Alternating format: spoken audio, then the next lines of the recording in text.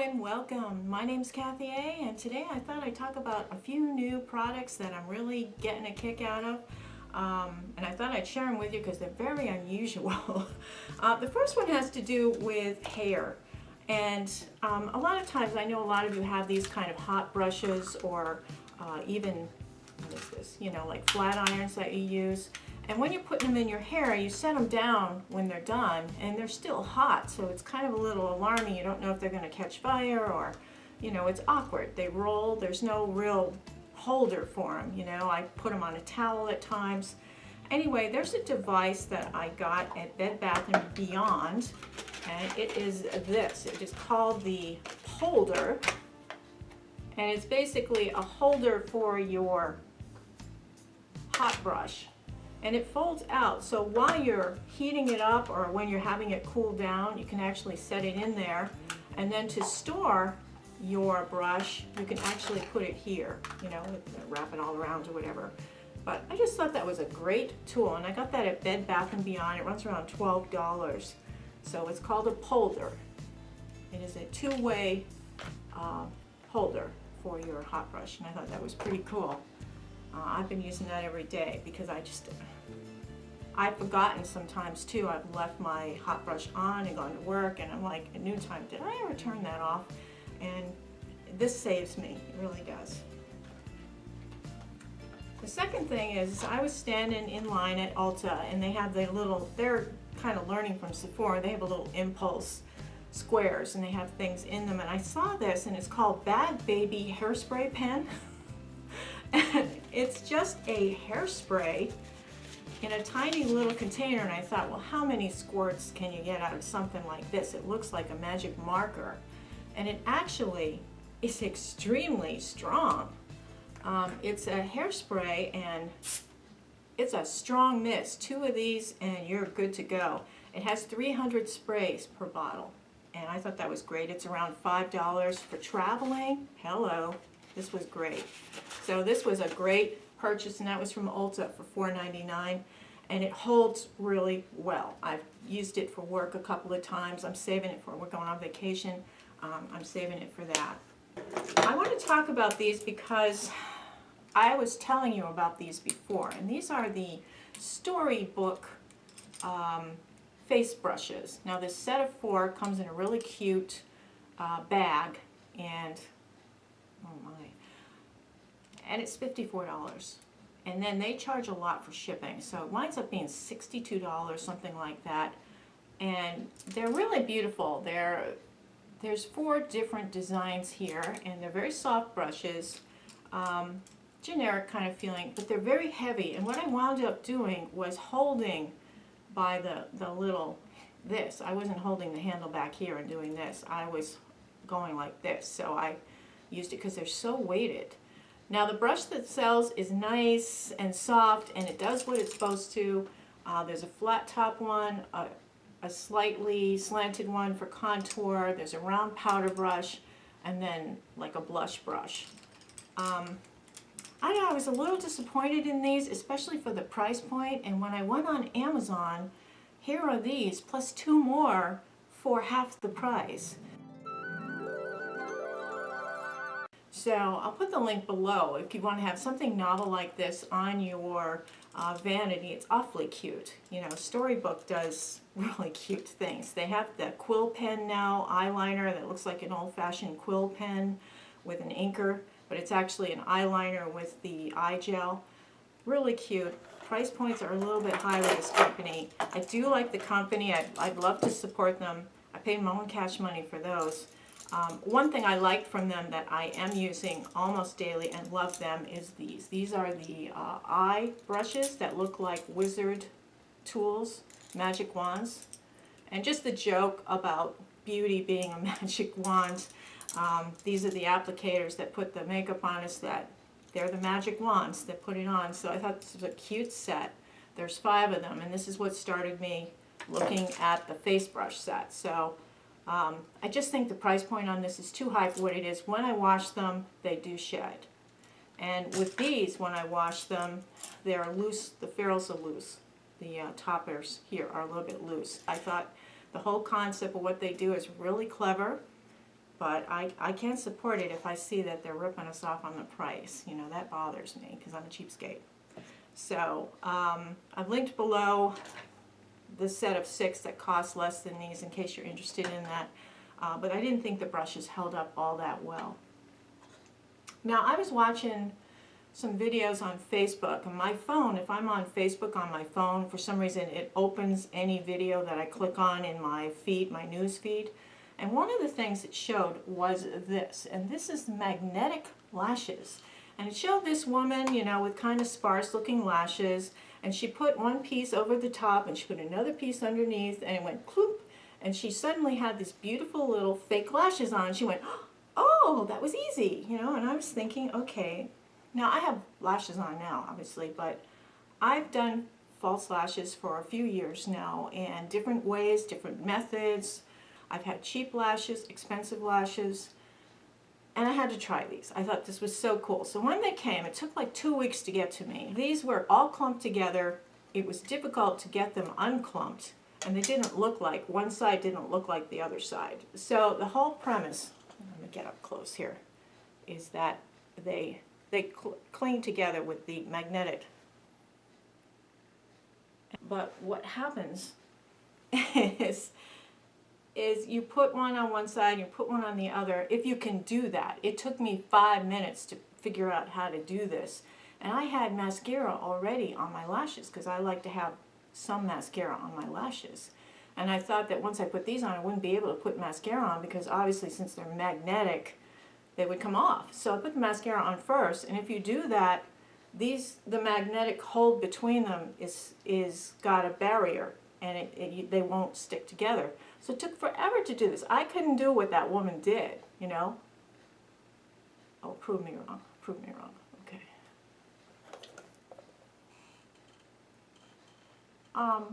What happens, and it just happened, they slip. And one side will go up, and they're still magnetically attached, so you have this kind of, looks like a flip folder. You look like I don't know, a lizard or something when they have the eyes that close open. Anyway, I couldn't figure any way to wear these and blink. If you blink and you have mascara on, they flip up, they separate. The top lash gets stuck to your lid. If you have hooded lids, it's even worse. But the top lash gets stuck to your lid, and the bottom lash still clings onto the corner, and you wind up with like an open snap here. It looks terrible. I'm going to show you pictures of it when I got it on, and you can see the obvious thing that I saw that was wrong, because you've got 3 layers of lashes. You've got one under your own natural lashes and one above. You've got 3 levels of lashes in one spot, and nothing, just your own lashes in the other. And you can see the obvious difference between the lashes and not having the lashes on.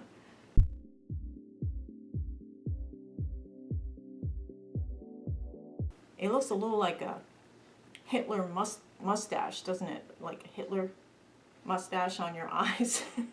So that was a fail. This whole magnetic lash thing was a total fail.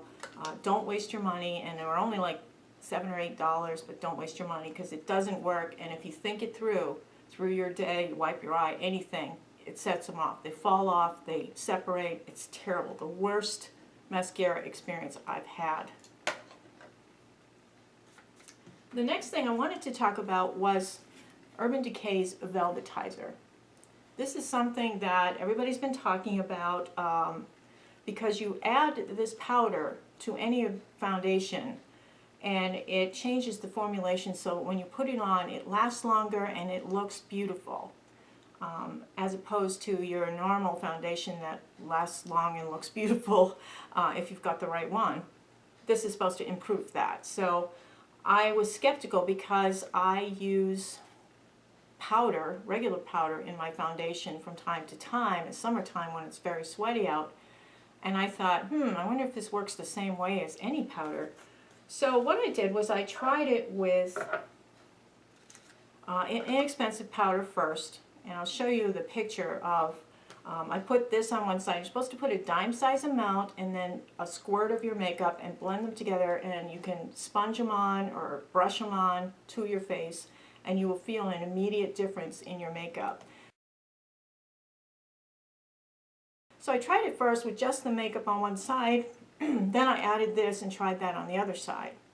Then I tried a regular powder with my foundation. This is Koki from Walmart. This is a $5 powder, very finely milled in the same way that the Velvetizer powder is. It's a very fine powder. And by the way, look at this packaging. It's all velvety. And when you open it up, look at this. There's a big space there where there isn't any product. It's an optical illusion how big this is. So compared with a regular powder, it actually is slightly finer milled. So there is a difference between like a regular finely milled powder and this, and that's the key to the difference. Now what I also found when I used a regular powder as opposed to using the Velvetizer is the regular powder altered the color of the foundation depending if it was slightly lighter or translucent or if it was slightly darker. And the Velvetizer did not alter the color at all of the foundation. So there was a difference there. And I love to prove myself wrong, but I didn't in this case. I also tried it with my RCMA powder, which is a translucent powder, but it is slightly lighter. And I tried it with scraping off some Makeup Forever HD powder, which is a very popular powder, but it's just as expensive as this. So this runs around $35. So I thought, well, if I can use a cheap powder and do the same thing, you know, I'm saving some money here. But there is a difference. But it's not that much of a difference because when I put the Koki on this side and the Velvetizer on this side, I saw no difference. None. No difference in what they look like. What I did notice though is that this side was a little bit drier around my nose, a little more obviously drier around my nose. So, and this one, you know, it did go into the lines. It did make the foundation go into my lines. Some people said it made them cakey. You have to adjust the amount of powder you use versus the amount of foundation you use. For foundation, I'm actually testing it, but this is the IT Bye Bye Lines foundation. I've been trying it out. I like it on its own. It works really nicely on its own. So I figured I already know how it looks on its own. So trying it with the Velvetizer and trying it with the powder is a great way to, you know, try them out and see what the difference is. And there is a difference. There is. So I would say yes, it works really well. But I think I liked the best combination was with the Makeup Forever HD powder mixed in. I thought it worked better. I thought the finish on my face was slightly nicer, and they both lasted the equal amount of time, about maybe 6-7 hours without dissipating or getting oily or anything. But I have kind of on the dry side of skin. I take care of my skin now, so I don't have problems with it. But yeah, it worked well. It worked well. So yeah, it is a little bit different, but would I buy it on purpose as opposed to using another very finely milled powder? No, I don't think it's worth the price point, and I think it's a little deceiving, the size of the jar. There's a few things about it that bother me that way. I think that, you know, I really think if you get your own powder and do the same thing that you do with this, you will come up with similar, if not better, results. So the Velvetizer is going back because I don't feel I need it, and it's $34. And again, the best thing that worked with it was the Makeup Forever HD powder.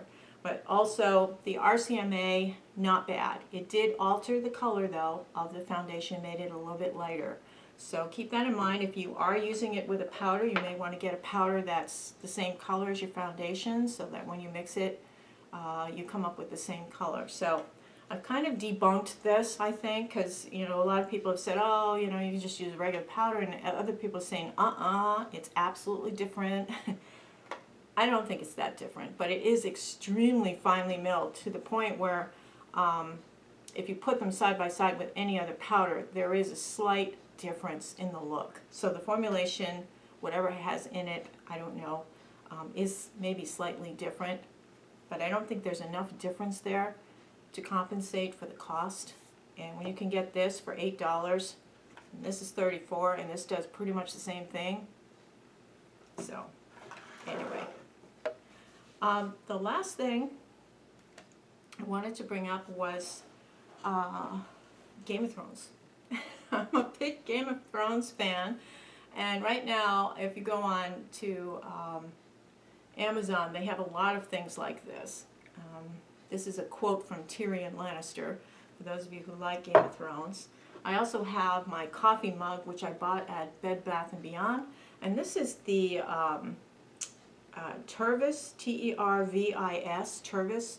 These are dishwasher proof, and they're really good, and this is a map of Westeros, of course, and it has all of the sigils from the logos from the different families that are involved with the war. And the best thing, my favorite, the wine. This is Game of Thrones wine. It is from California, and it's a vineyard called Game of Thrones wine. And they have the bands that are on that spiral thingy that's in the Citadel's library that's spinning around, and the thing that's in the theme. They have all of the pictures of the bands that show the story of Game of Thrones. This is actually a story of Game of Thrones, kind of synopsized into 4 units. Now I have the, this is the red wine, which is a blended red, very, very soft, beautiful wine. What I got a kick out of was that they have, for the cork, they have the stark wolf, dire wolf symbol on that, on all of the bottles, regardless if it's red or white. And this is a Chardonnay. Very, very nice. It's not too earthy, dewy. You know how sometimes Chardonnays can get very, very backyard garden smell to them. You know, this one doesn't. It's a nice, fresh, clean finish Chardonnay.